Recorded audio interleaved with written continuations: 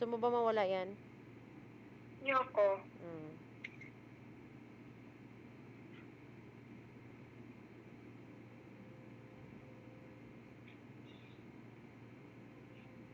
Dapat lagi mo yung suklay-suklay yung buhok niya para hindi magulo. Tanongin mo si Sam Sam, be. Diba, Sam? Sam? Diba po ba, Sam? Gusto mo lang yung for mo.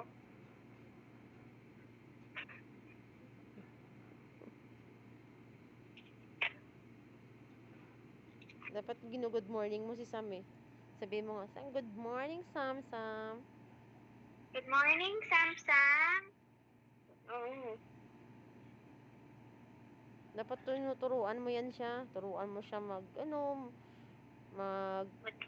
shake hands.